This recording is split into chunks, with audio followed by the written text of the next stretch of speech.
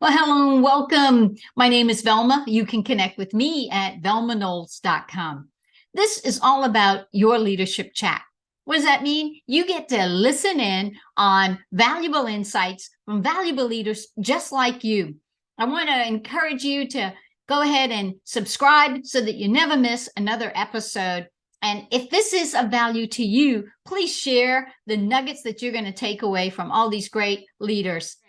Hey, please give a big welcome to my special guest and your valuable leader, Adam Hawley. Hi, Adam. Welcome to your leadership chat. Good morning, Velma. How are you today? I am great. How are you? Excellent. Beautiful day and looking forward to a great weekend. Actually, a great weekend of service ahead of us. So we're looking forward to some fun events in my city. Awesome. Awesome. And remind the listeners, I know, so I won't give away your secret, but remind them where you are right now. So I work in the city of Brea, which is the northernmost city in Orange County, California, the real OC. Okay. And I'm in Florida, sunny Florida. So we are in two beautiful states on the opposite sides of the Yes, we United are. States. But I'm so glad to have you here with me. And I would love to, you're caffeinated. You reminded me I this am. on I heard it was mandatory. So yes. Exactly. And I love that. For all those listening in, when Adam and I connected and we were talking earlier on the chat, he's like, I am all caffeinated and ready to go. And I'm like, this is a guy after my own heart. Me too, man. Let's have our coffee. So I know everyone's interested in learning a little bit about you. So Adam, let's kick things off and just share a little bit about who you are and then a little bit about what you do. Absolutely. So I think by profession, I've been in policing since 1995. So just a minute now. It's been a few years. I don't know where the time goes, but I've worked in my particular agency for my entire career, which is a little unusual nowadays. I think we see the workforce moving more often. But during that time, I've had the great privilege of working many different assignments and working all the way up through the ranks to becoming the department director or chief of police in my organization. Wow. Wow. Okay. Well, first I got to say, thank you for your service and thank you for your family's sacrifice for your service because, it is because of individuals like you that we enjoy freedom here in the United States. And so I just want to say thank you personally. Well, thank you for that support. And I'm glad you picked up on family, Velma, because that's very important.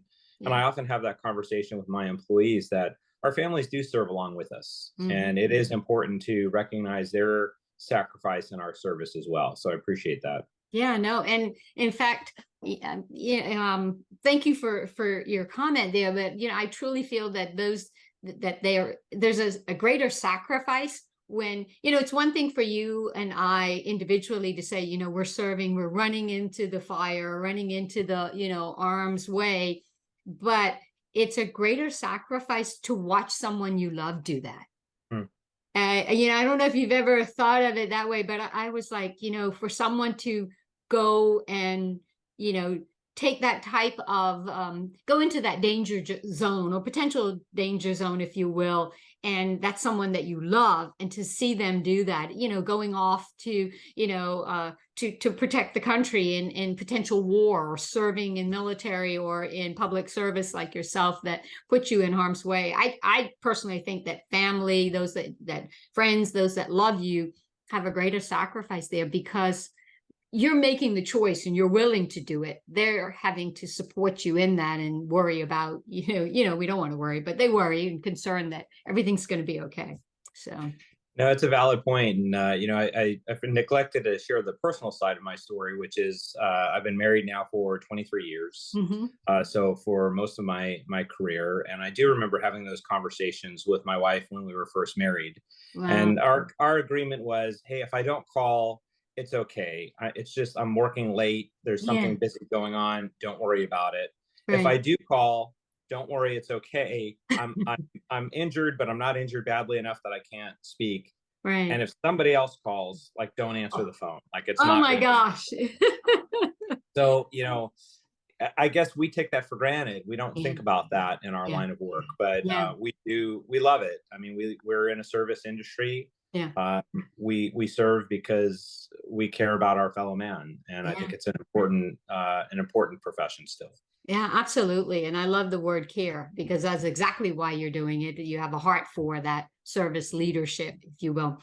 Well, on a more highlight note here, I want you to know I wore blue today. Very nice. My Nike, for those that know the story behind the Nike shirts, some of them know it, but I just want you to know that I wore blue today for the boys in blue. And I Excellent. knew I was going to be talking to you on your leadership chat. So, all right. So let's talk a little bit about valuable leaders. Yes. I'm always interested in, and a part of this is just understanding, who in your life, Adam, that you would say, Velma, if it was not for this leader, I wouldn't be the man I am today. Who's a valuable leader in your life, and why would you say that about that person? And it may be more than one person. It is, and I've been thinking a lot about this. And I'll share a quick story. Uh-huh. Last year, I had the opportunity to go to the FBI National Academy in Quantico, Virginia, for Wow. an executive leadership training. And Yeah. one of the classes that I took, a psychology class, they really challenged us to get out of our comfort zone, be vulnerable as leaders, and share information that is going to benefit others. So Hmm. I'm going to try and be a little bit vulnerable today too with Oh, the oh, I comment. love it. Yeah. All I think right. I think there's an easy answer, and I'll start with that. That there's Mhm. somebody in my professional life, a colleague of mine, who has been a very inspirational leader and mentor Okay. to me, Yeah. and that's one of my former chiefs. His name is Mike. Okay. Fantastic man, and although he's been retired for going on 15 years now, Hmm. he's still invested in the success of people in our organization. And he's often a person that I can come to Hmm. where I don't know the right answer. Yeah. And I will oftentimes want to sit down with him and pick his brain and understand from his experience Right. and ask him questions. I have questions lined up, Velma, ready to go. And I know he has the answers. Like, he's done it, he's been there, Mm, he's done it. But right. what I find is, instead of giving me the answer, he ends up asking me questions. Hmm. And what is typically, an hour long meeting turns into 4. Yes. And I walk away from these conversations mentally exhausted, realizing that I really knew the right thing to do the whole time, Yeah. but he found ways for me to discover that. And Mm. by doing that, I grew as a leader, which I think is fantastic. And I Hmm. think we're tempted in our quick instant gratification society Yeah. just to solve the problem and move on, Yeah. just to give somebody an answer and move on. And it's so much more valuable to take the time to Yeah. be able to help others learn and grow. Yeah. And he takes the time to be able to do that. So that's my first one. My Okay. second one, and this is where I'm going to start getting a little bit more vulnerable, because it certainly is personable. Well, that wasn't. That was wonderful.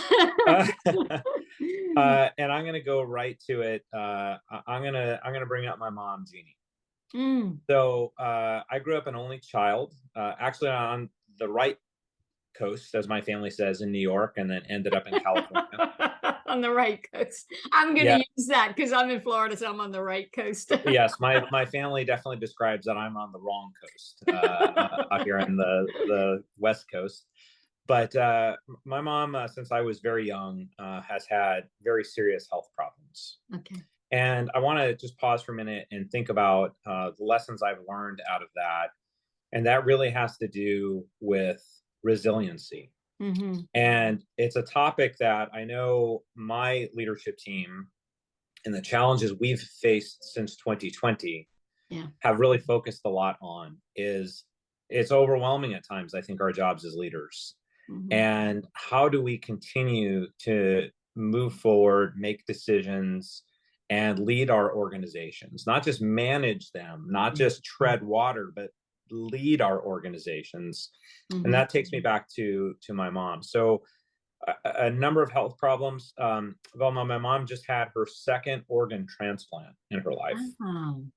And I've spent a lot of time as a young man in hospitals visiting her, by her Yeah. side. Yeah. Um, to be very personal, I've actually seen her die a couple of times Oh, on a table in a hospital, and mm-hmm, then be able to bring her back. mm-hmm, And her attitude is what is amazing to me. mm-hmm. I've not, and nor do I think it's fair for one person to suffer as much as she has, but her perspective on it and her willingness to be able to endure, to Mm-hmm. be there for family, Yeah, and to make a difference in her circle is unbelievable to me. So whenever I get overwhelmed at work, whenever I think I'm having a bad day, yeah, or I don't know, what direction to go, I think of her, and I think of, her morning sometimes is just getting out of bed is a victory. right. And I think, okay, I can do that. Like I've got that down most days. This helps, right? So, Yeah, yeah, for sure. but then after that, it's like, okay, well, today, for example, may be a very challenging day. Mm-hmm. How am I going to get to the end of this challenging day? Well, I'm going to put one foot in front of the other. Yeah. Uh, I'm gonna engage with my people, and we're gonna end up hopefully getting through the day in one piece. Mm-hmm. So I think that's a valuable lesson to learn. I think it's something that's very timely considering how the world has changed in the past few years. Yeah, for And sure. I see it in my own children, right? They struggle with anxiety and understanding uncertainty in our world. We've Mm-hmm. never been through anything like this in the past few years, and yet people are choosing to lead, and Yes. they're choosing to move forward. And I think that's inspiring, and we can learn lessons from people like my mom, who, despite these insurmountable odds, Right. continue to be an example and be of service to other people, which is just very inspiring to me. Well, I'm letting that plane land because what a powerful story. And when you mentioned your mom, I started to get, I call them goosebumps, but I just was like, oh my, it really touched my heart. And I'm sure it's touched the hearts of people that are listening here too, because sometimes we see people go through things, and then we don't really have that level of empathy to understand what it's taking. And I love the fact that your mom is one that's been able to reframe what it means to have strength and courage, because that's what it takes. I mean, she's reframing that, and like you said, it's just having that attitude that you celebrate the small things. And Mhm. if it's just getting out of bed in the morning and what it took to get there, that's a big deal. You celebrate the small things is really what I took from that. And your former um, former leader that you spoke about earlier, who knows the answers, but gave you the opportunity to tell yourself that you know the answers. Sometimes we don't believe in ourselves enough, and we think we've got to listen into someone else's. And I'm all for having good sounding boards to bounce ideas off of. But what a gift to come back with, instead of answers to your questions, questions to your answers that help you come up with that. And you weren't an only child, because when you think about it, your mom set a strong foundation from when you were so small about the importance of strength and the importance of having resilience. And resilience, I learned recently, is not bouncing back. I mean, who wants to bounce back? It's getting up and going forward. It's getting through something. You become resilient not when you bounce back, but when you actually go through. And every day your mom made a choice to go through and to go forward, versus I'm down and then eventually I'll bounce back. No, you don't want to bounce back to the same place anyway. You want to go forward. And so, Right.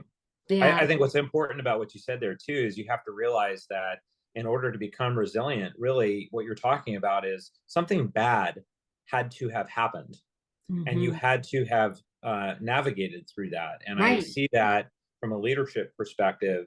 Good leaders are not made when things are going well. Good Right. leaders are forged through difficult times and trials. Wow. And I just think it's nothing we want, right? I wouldn't seek No, it out.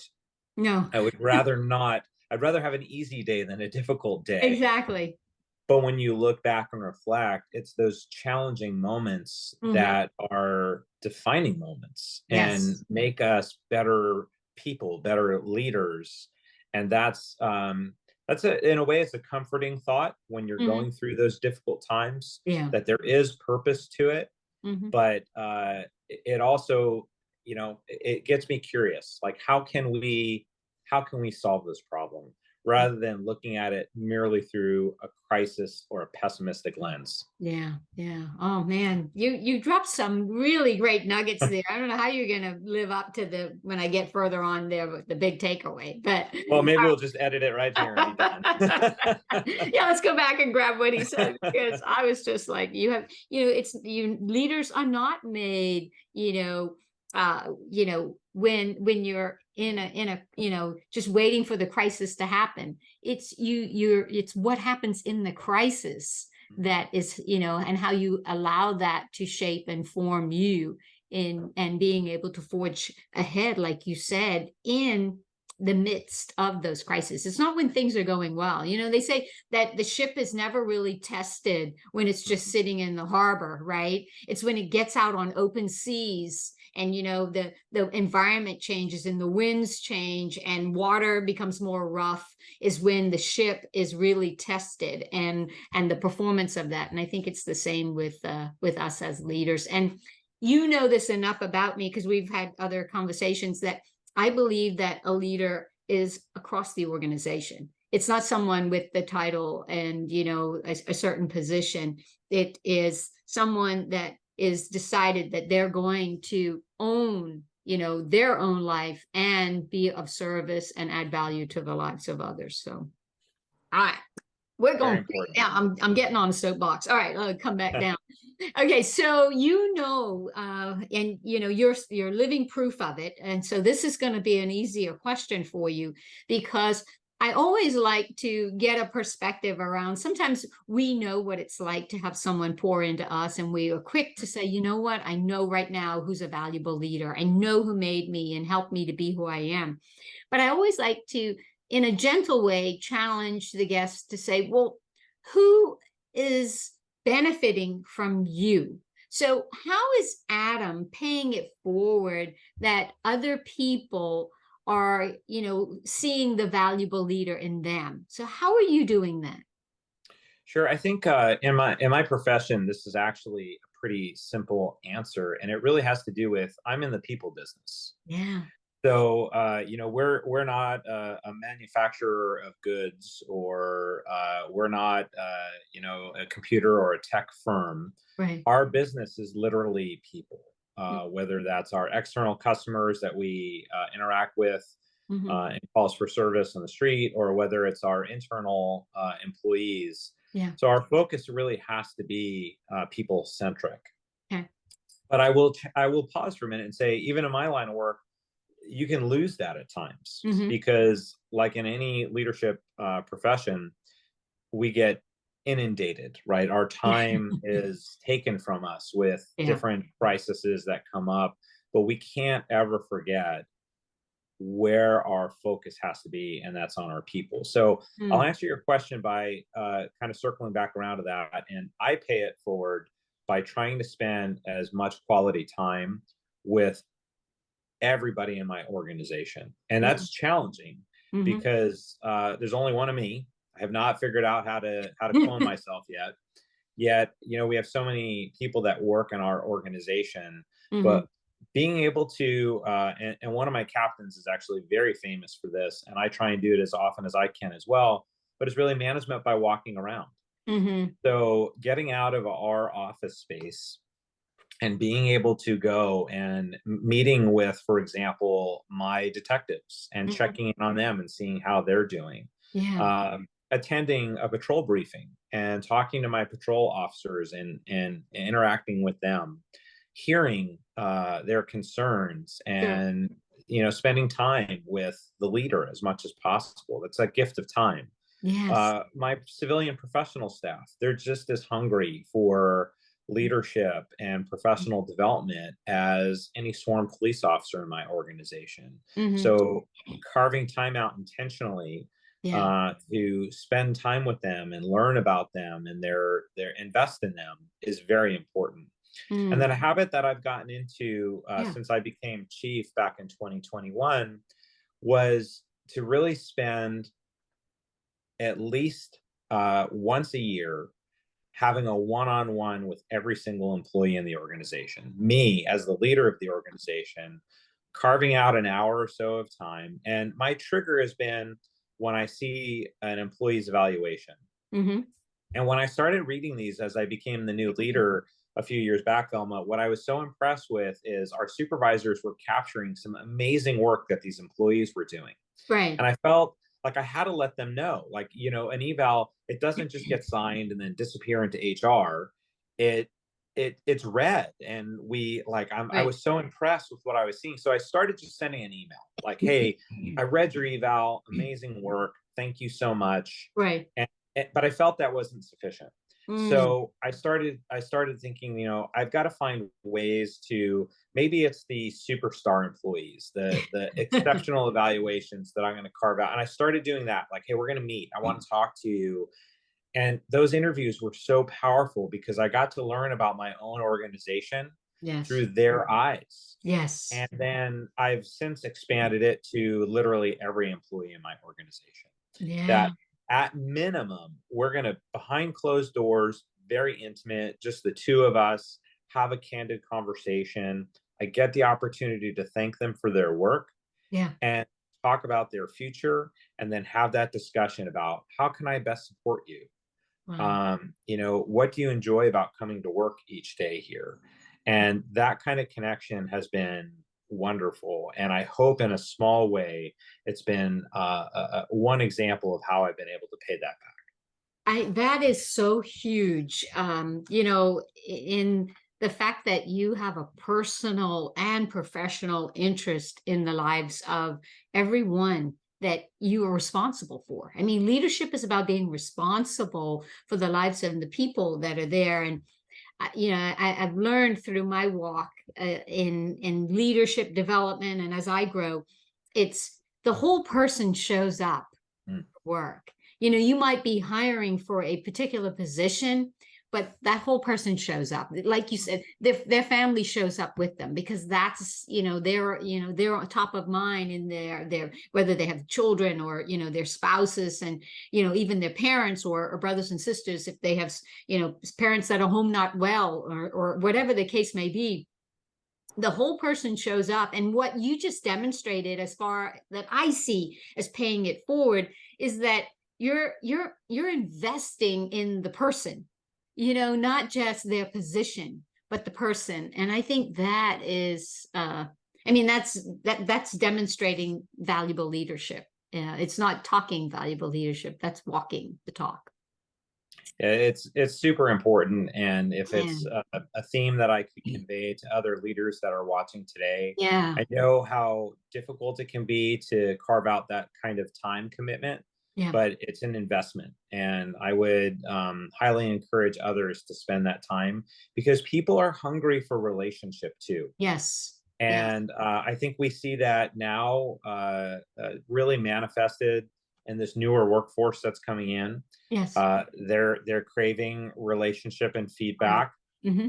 and also just since the pandemic and we were all isolated for so Yes. long, Yes. people crave that interaction. Yeah. So when you make that effort as a leader to spend that one-on-one time with your employees, Right. they're very grateful for that opportunity. That's been my experience with it, and, Yeah, and it's you're creating enriching. this, yeah, you're creating this culture of belonging. They Mhm. want to be there because they know that their leader, cares about them as an individual. And they'll, leaps and bounds. They'll, scale walls for you because of that, because you've invested in them and that time. Sure. So I think it's a beautiful example of what you're doing. And for all of us to model the way. So, I know that's a valuable lesson and takeaway. Now, how are you going to answer this question? I have no idea, Adam, but, uh, but get another sip of that All caffeine. So right, we're gonna fuel up. I know, fuel it up. Okay.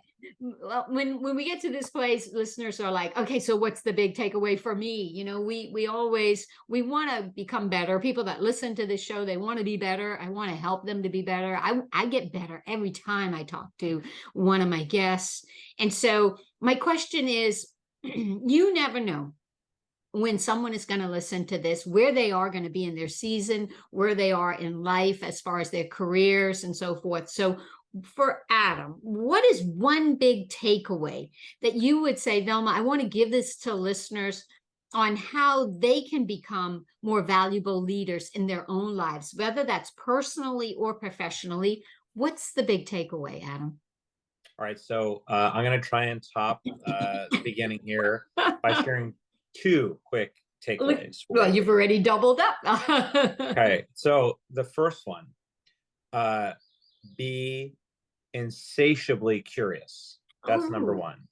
And let me give a little context with that. I tend to never be satisfied. I want to continue to learn new things. And it's a little bit of that old adage of being committed to being a lifelong learner. And I, throughout my professional career, and also as an example to my family, have looked for new ways to continually challenge myself, whether it's learning new skills at work, whether it's formal education, or whether it's leadership development. As leaders, we have to be committed to our craft, and it's a craft. You have to constantly exercise it and get better at it. Otherwise, like a muscle that's not being used, leadership will atrophy. And you will get bad at it. You will get rusty at it if you're not constantly growing. So that would be my first bit.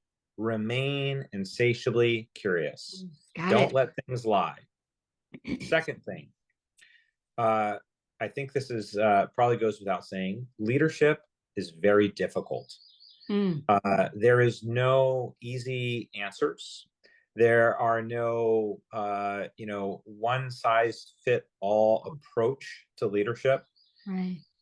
We have to, as leaders, be committed to just doing the next right thing. When things are difficult, and this kind of circles back to my answer in your first question about resiliency. When things are difficult, when times become challenging, I think it's easy sometimes for an ill-equipped leader to surrender, to give up, to quit, to shift blame to something else. I think we, as aspiring good leaders, need to take the next step, whatever that is. We may not be able to leap 30 feet, but we can take a step. And then make a decision, and then make the next decision, and keep moving forward. So I do see the two as complementary. I see this theme in this discussion today, Velma, of moving forward, right? Despite insurmountable odds at times, not giving up, resiliency, right? And then the second part of it is being committed to our craft and becoming better at it. Oh, wow. Thank you so much. You gave us two things there, and I love this insatiably curious. And then, in the face of the fact that leadership is difficult, it's not going to be easy. I write notes because, sometimes I don't remember, and I just love this stuff, even though I go back and listen to it myself because I need to repeat performance. But being committed to taking the next step and, doing what's right, doing the right things as much as you can. It's tough to make tough decisions, but to do the right thing, knowing that you're trying to do the right thing. Two drop the mic moments there for that takeaway. Thank you so much. Before we got on, I was talking, before we started recording, I was talking about the fact that I have a chief police here with me, so I need to behave myself. And for all the listeners, what Chief Adam said to me, he says, "Don't worry, you're in Florida, and I don't have jurisdiction." So, so I'm going to think we're all safe since we're virtual here Yes. for that one. But I can't thank you enough. I really enjoy getting to know you and learning about what you do, and so what I'd love to do is give you an opportunity to share with the listeners how they can learn more about you and learn more about what you do and the service that you provide for all of us. So if you wouldn't mind sharing how people could learn more and lean into your leadership. Absolutely. So definitely can look me up on LinkedIn, and I'll be able to share that information. So if anyone's interested in connecting, I'd be very happy to do that. Okay. Secondly, I'm very proud of our organization. We have an amazing group of people that work for us and truly have a mindset of service for others. Right. So I would encourage people. We have a very active social media presence with the Brave Police Department to look us up and to follow us on social media. We're serious, but we try not to take ourselves too seriously. And I think that shows in our community outreach and most importantly, our transparency and being able to share information. Yes. So, there's no doubt our organizations are a reflection of us and vice versa. So that would be another great way to be able to learn more and do that. And then the last thing that I would just encourage all of your supervisors or followers, not just for me personally, but to learn more about our policing profession. It's a vital profession in our society, and it's a difficult profession, and it's one that has certainly been battered over the past few years. We've seen the effects of poor leadership in policing, and it's devastating consequences. So it's vital that we get this right, and we can't do it without support. I have no authority unless it's given to me by my community, none. Right. So I would encourage all of your subscribers to just learn more about our profession. That may mean, connecting with your local police departments, maybe volunteering at your local police departments. Or we have a great opportunity coming up here in May. Every May, we have National Police Week, which honors the lives of officers who have fallen during the past year. And there's fantastic events on the right coast in Washington, D.C. to honor those officers. Great way to learn more. And maybe that goes to one of my pieces of advice: get curious and learn more about it. So I appreciate the time today, Velma. It was very good to be on. Oh, it's my pleasure. I'm honored to have you on, and for all that you and those that are in the line serving with you, I thank you on behalf of everyone that's listening in or not listening in. so for what you do, and for all those that have already served and now are watching from the seat in support of you and your guys and what you and the gals, what we are all doing together. So thank you for your leadership, and thank you for the time. I truly appreciate, you modeled the way. Again, you sat here with me and you were just open when I approached you about being on your leadership chat, and you were like, I would love to do that, and making the time to share all of your wisdom and your leadership insights with us. Thank you again, Adam. Appreciate it. Absolutely. Thank you, Velma. Hey, thanks so much for watching another episode of Your Leadership Chat. I hope that you've enjoyed this video. Make sure that you hit the subscribe button here and tap that bell icon so that you never miss another episode. I hope too that you'll give us a thumbs up on the video for a like. And then if you feel led, please share the video with those who need to see it. Thanks so much for watching. We'll see you next time on Your Leadership Chat. Bye for now.